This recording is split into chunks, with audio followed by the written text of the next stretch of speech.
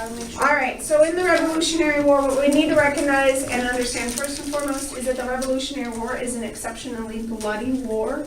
And it is also a war that the colonists are largely unprepared to fight. As much as the colonists want to separate, and as loyalists pointed out, that the colonists, as much as they said, hey, well, we fought in the French and Indian War, and we basically won the French and Indian War for you, British. At the same time, how are you going to fight this war, and how are you going to survive in this overall battle? More people die in the Revolutionary War than any other U.S. war, with the exception of the Civil War. The Civil War is our most bloodiest war up to this point in time. And when we look at it as a whole, there are approximately 2.6 million people in the colonies, okay? So when we look at that, when we look down at the breakdown of that, about 40% were patriots and were actively participating in the war effort. Okay, you break that down a little bit further. Okay, you have about 20 to 30%, numbers vary, that were loyalists, and then the remaining portion of those individuals were neutral. Most of the patriots were from, any guesses? New England as a whole, and what other colony? Which, yes, would include Massachusetts. Okay, Virginia. Okay, Virginia. Most loyalists were from, you would think Georgia South entirely, right? But Georgia, yes, but also New York and New Jersey, oddly enough, had a large portion of loyalists in it as well. And oftentimes, much like we see in the Civil War, families will be divided in the Revolution just as they were within the course of the Civil War. The most notable example of this is Benjamin Franklin and his son William. Benjamin Franklin, of course, will side on behalf of the Patriots. His son William will side on behalf of the Loyalists and will become the last royal governor of New Jersey. So we are divided in numerous senses, yes. Wait, where are the Patriots at? Mostly in New England, as well as Virginia. With the exception of New Jersey and New York, they were a little bit more loyalist strongholds. Okay. On paper, everything on paper says that, quite frankly, the British should win this war. Everything on paper says that. Okay? When we look at this, quite frankly, Great Britain has a much larger population. Great Britain has much greater resources than we have in what is now the United States. Okay? So I'll start referring to us as the United States instead of the colonies. Woohoo, we're America. Okay? So they have a much greater population. They have a much more highly developed manufacturing system. They have a very large, well-trained army. Plus, they have the ability, the monetary ability, to be able to hire mercenaries, including German and Russian Hessians. Their leaders, although well-trained, have difficulty leading their colonists, or difficulty leading their troops within the colonies, so that's kind of a hit for them. And also, like, they're not familiar with the land. But when you look at the colonies, the United States, really, like, they have no money to support this war effort, like none whatsoever at all. And in fact, George Washington never has more than 20,000 regulars at any point in time. When you consider that the British would send over, they would hire over 17,000 just Hessians. That doesn't include, like, the German mercenaries, nor does it include the British regulars that were sent over. So Washington only ever has a total of 20,000 regulars at his disposal. And oftentimes Washington had no ability to provide them with proper uniforms, no ability to actually provide them with, like, military issued weaponry. Most of the weaponry they had was stuff that they brought with them. And half the time he couldn't even pay the people for fighting. Most times they were promised land post-war, although much like we will continue with our veterans even to a certain extent to today, we largely do not give them the benefits of fighting that we had promised them.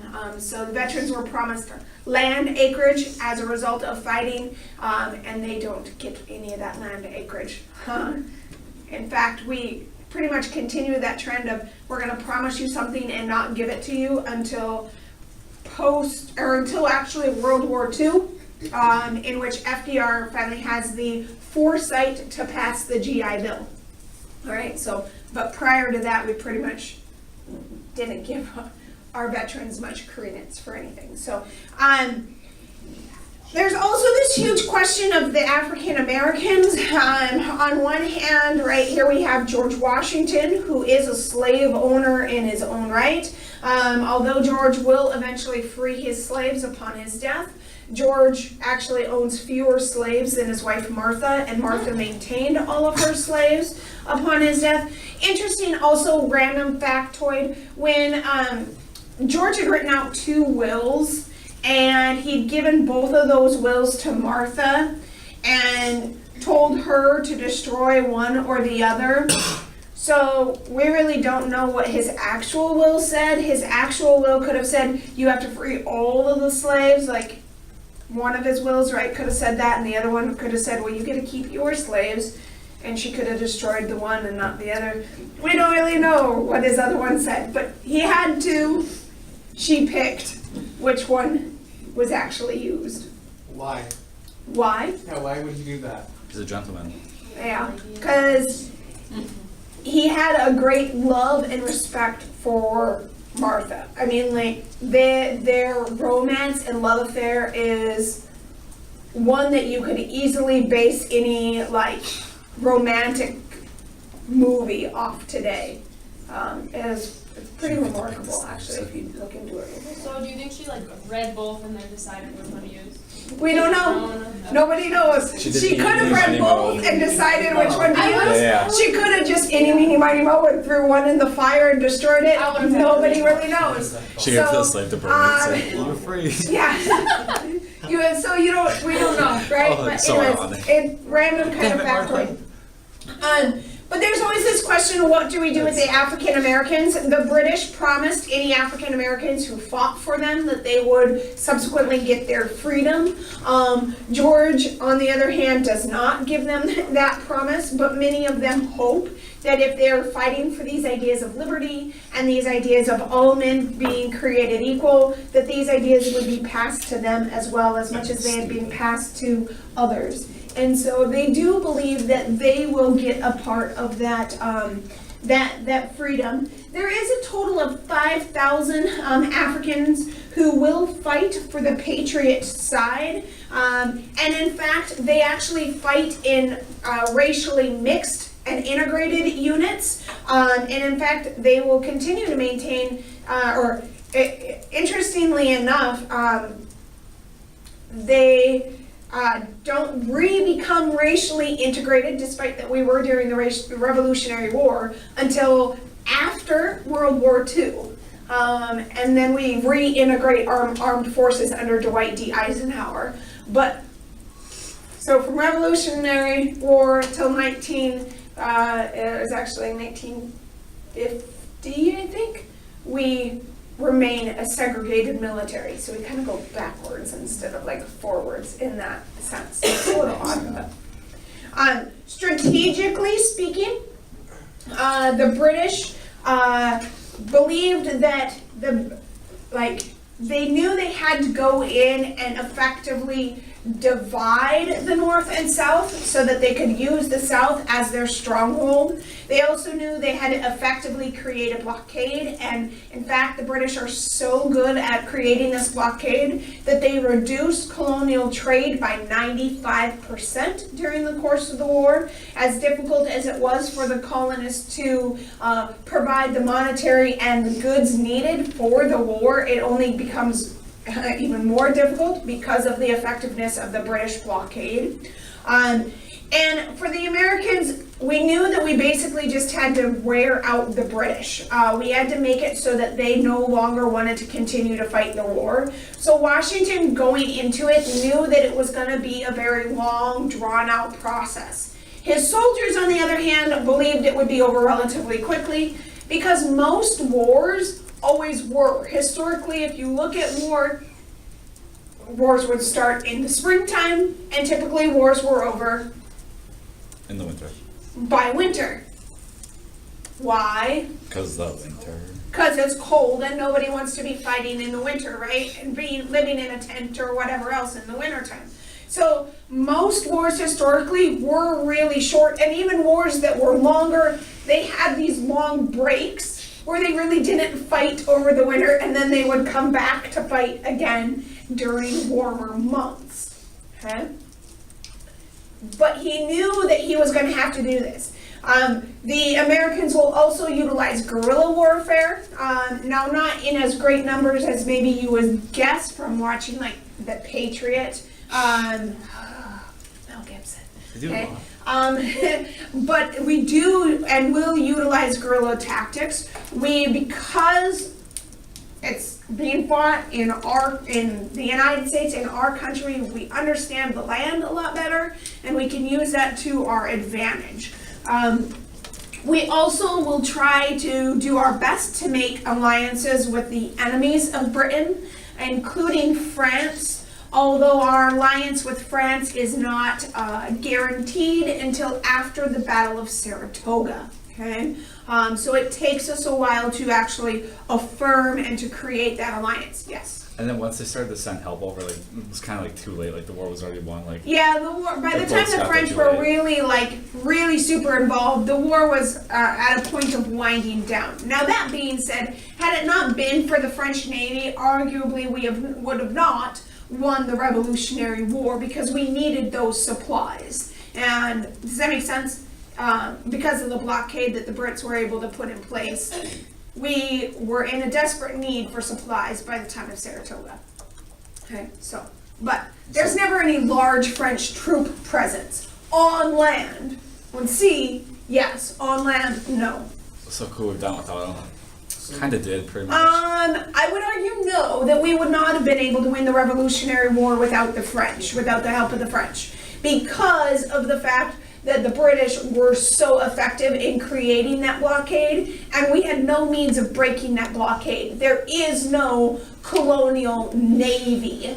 There are some ships that will be employed by the American Army, but these are private ships. They are not warships. Does that make sense? And so we needed the French, not so much for their men to be fighting the war, but we needed the French for their navy. Does that make sense? So, but that's my historical argument. I'm sure you could, as well as other historians, would make the argument that we could have done it without the French, but Practically dead. yeah. I need food love. They kind of always. Yeah, you kind of need food to live, and you kind of need, like, bullets to shoot people. That's the problem. Just saying, That's the right? problem we had. You know. Rocks and forks weren't working in cannons. Yeah, I mean, pitchforks only work for so long. But anyways, we knew there were some things that we had to do in order to make this work.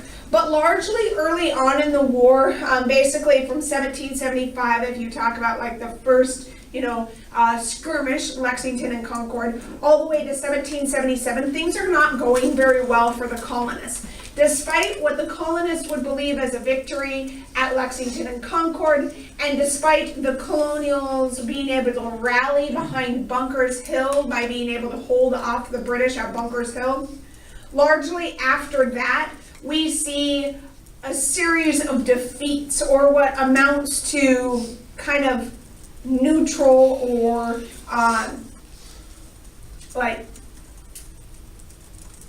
almost ties, does that make sense, between the colonials and the Brits, between the Patriots and the British.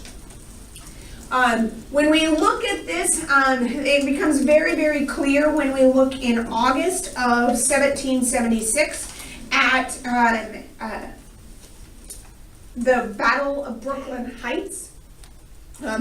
Richard and William Howe, the Howe brothers, the Howes, are in command of the British troops. And they understand that, and their goal is to be able to take as many of the cities as possible, which Washington then recognizes and believes that he has to do anything that he can to hold on to those cities.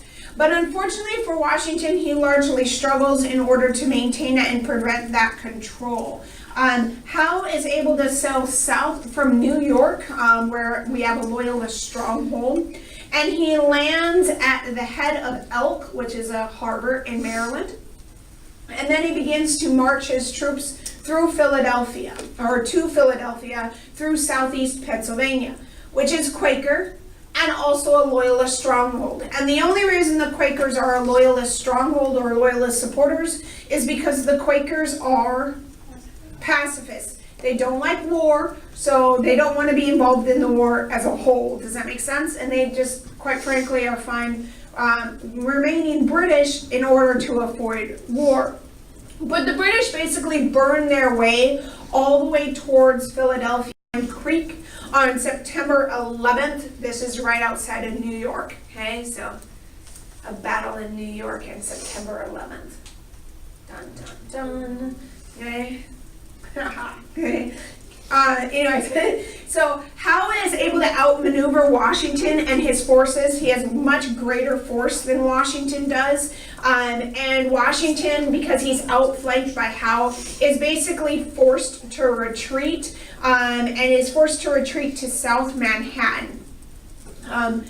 Howe does really nothing to prevent Washington from retreating, and believed that he could reach a peace settlement by negotiating and discussing with Washington. He felt Washington was a reasonable man, and so he thought that Washington would be willing to have this conversation with him, rather than having to actually completely give a crushing blow to Washington or arrest Washington. But it largely demoralizes the Patriots, as the Loyalists and the British are able to take both New York and New Jersey. And New York, FYI, at this point in time, is the center of the American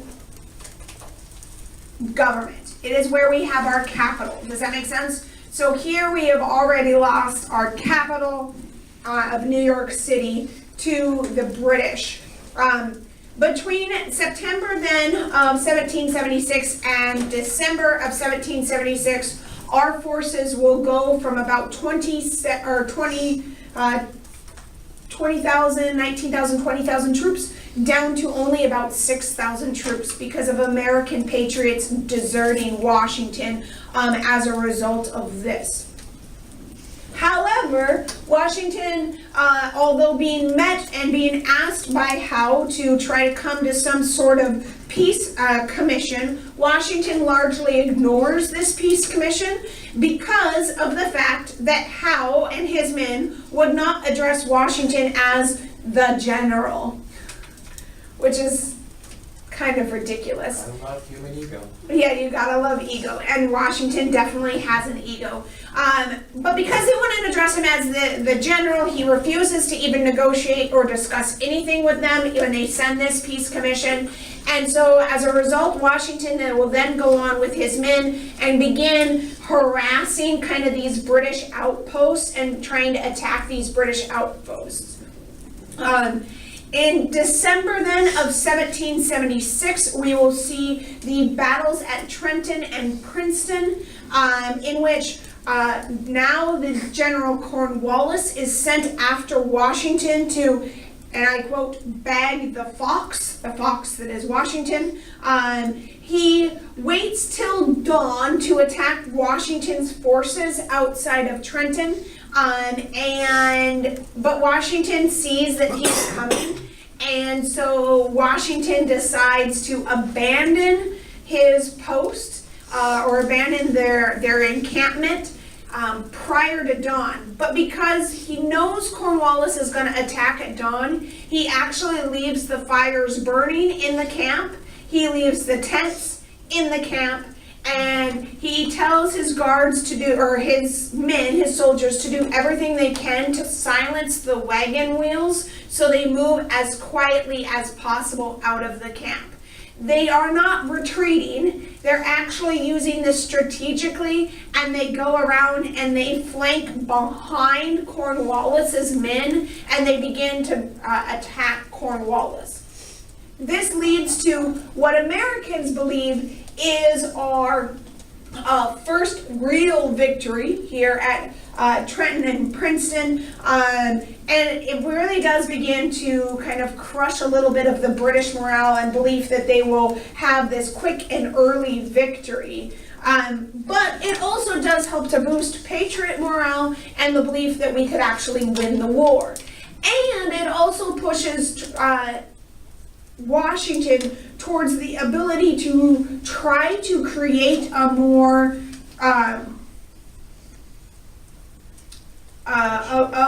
professional army and a greater army or force for himself. Unfortunately, the victories at Trenton and Princeton are short-lived. Once again, Washington is forced in later battles into retreat. Washington then and his men will winter at Valley Forge the winter of 78-79. It is a very harsh winter, although not the harshest of winters. The harshest of winters, here's some of those battles there. The harshest of winters, it will actually be the next winter, 78-79. But in order to try to keep his men from deserting, he will do drills constantly, and they practice and basically play like military games and war games all winter long. He believes it will not only give them the training necessary to fight the war, but also enhance solidarity amongst his men, as well as kind of get their minds off of, quite frankly, the fact that they are freezing cold, that they don't have enough real food, and many of them are actually starving. The disease is rampant within the camps, and the desertion is at a peak. So he's really trying to do everything that he can to hold the military together with whatever means possible. And for him, it is those war games.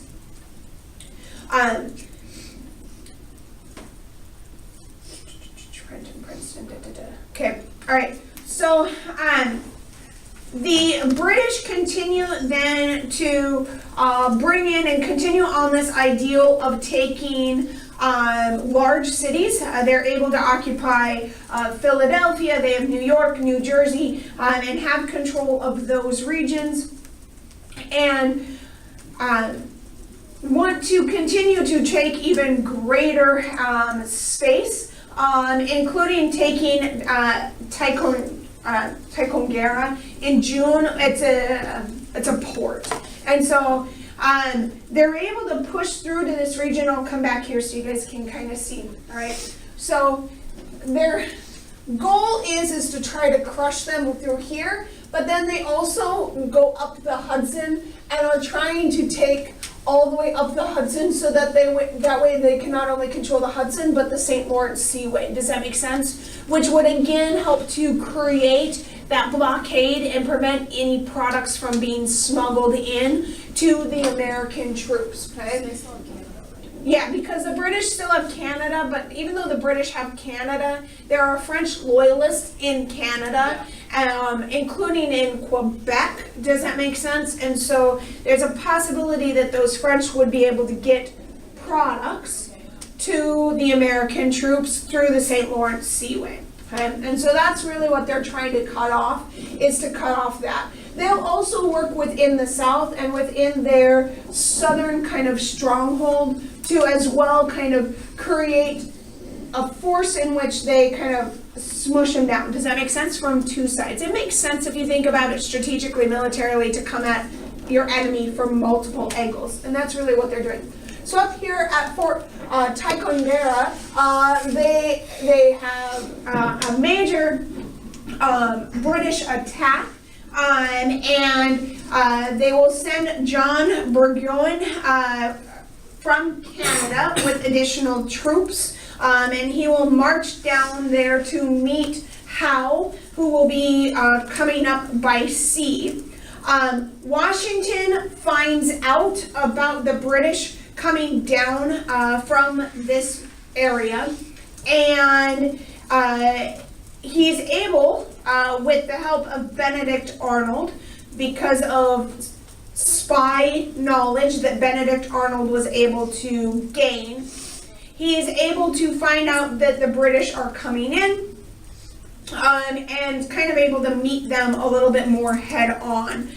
Benedict Arnold himself really distinguishes himself not only for having this previous knowledge, but also because of the fact that through his troops, although he is outnumbered 3-1 by the British, he is able to force Burgoyne to retreat to Saratoga. So it becomes not really an American victory, but the British are forced to retreat. Does that make sense? Okay. At this point in time, Benjamin Franklin will begin to seek greater alliance and recognition from the French of America as a country. So Benjamin Franklin will actually travel to France in order to try to negotiate that relationship and negotiate a treaty between the United States and France.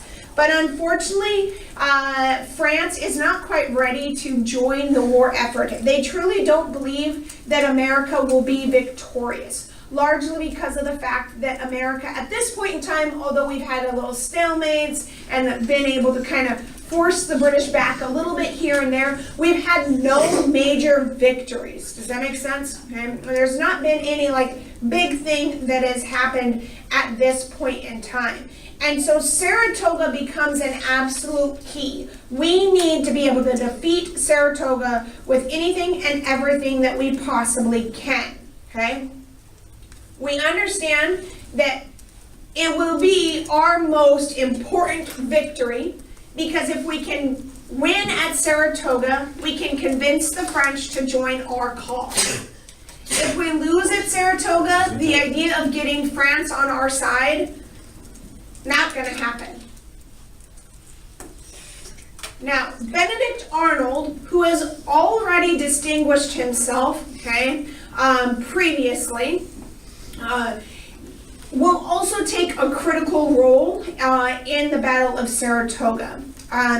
Horatio Gates has surrounded the British, largely with the help of Benedict Arnold, who has slowed down the British coming into this region, okay?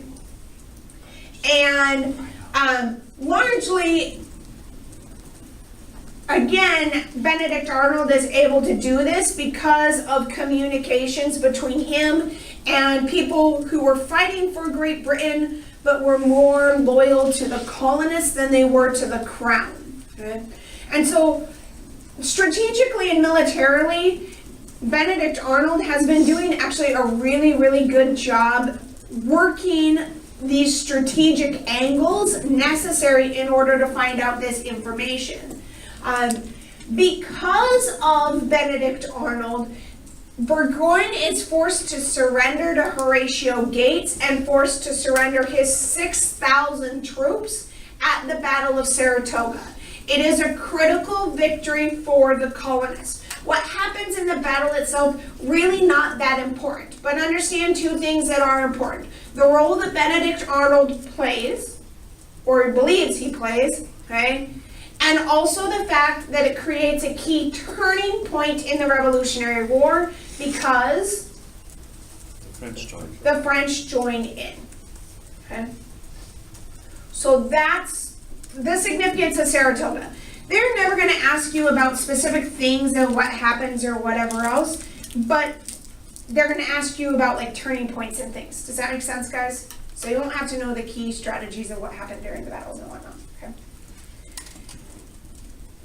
Which is great because I'm not a huge fan of that type of history. So anyways, but Benedict Arnold believes that he should get a lot of recognition for the surrender at Saratoga. And he believes that, well, it's because of my information and me being able to slow down Burgoyne at Ticonderoga that it leads to the victory at Saratoga in the first place. Yes? So is Benedict Arnold like the spy master? Yes.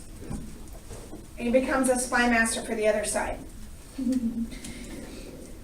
So Benedict Arnold is extremely frustrated about his treatment. Benedict Arnold believed that Washington, after Saratoga, should have given him a higher commission, and Washington does not.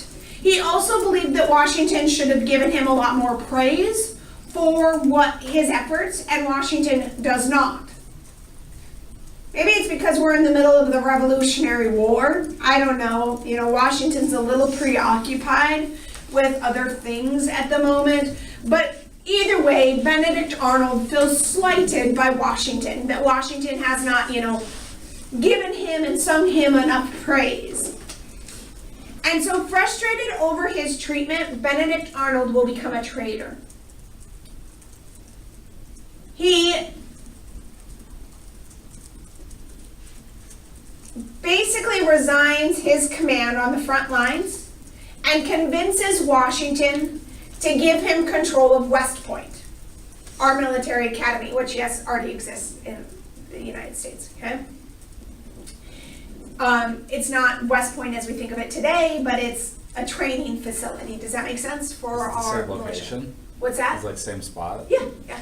So it's like the same thing. It is. It's just the very beginnings of what becomes West Point. Does that make They sense? called it West Point too back then? Yep, it was West Point.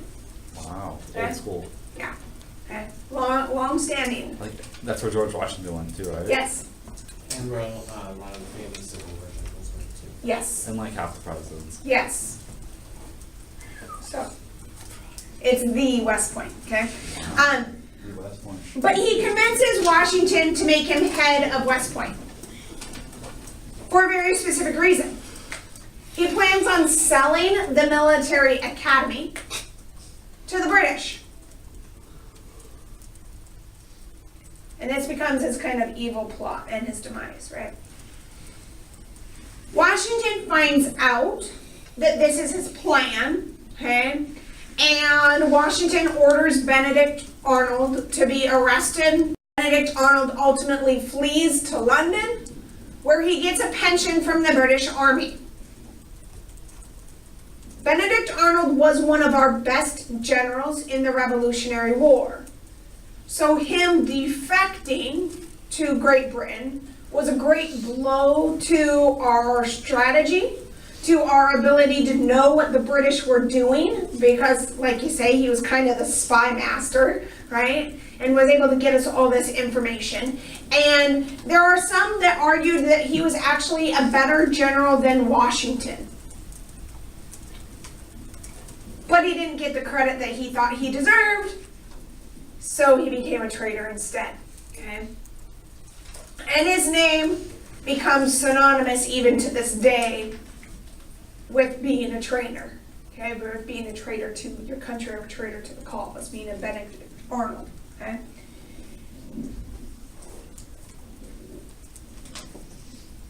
Between 1779 and 1783, we continually are struggling. The Loyalist presence largely hampers independence because they were constantly giving aid and arms to the British here. They were about 1/6 of the white population, and they had a lot more armaments. They had more guns. In fact, they outnumbered them about 2-to-1 in the weaponry that they had.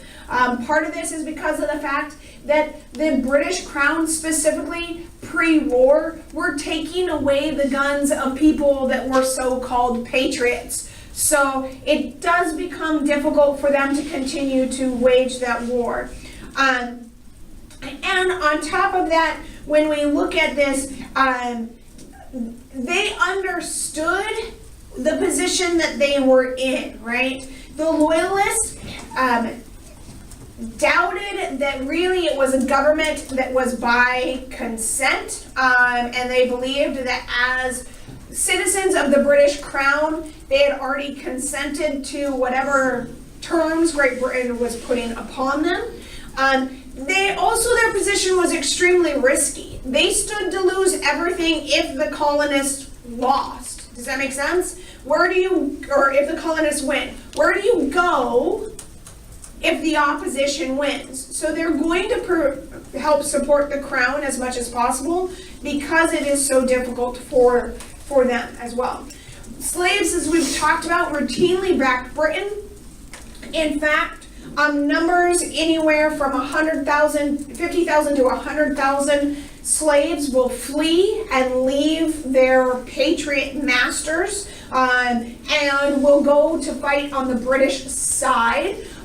There are 20,000 that after the war actually go back to Great Britain and just leave the colonies as a whole and become free as a result. There are also numerous individuals who leave and go to another British colony of Jamaica, and there are others that will leave and go to another British colony, Sierra Leone, okay, and will leave the colonists for that way as well.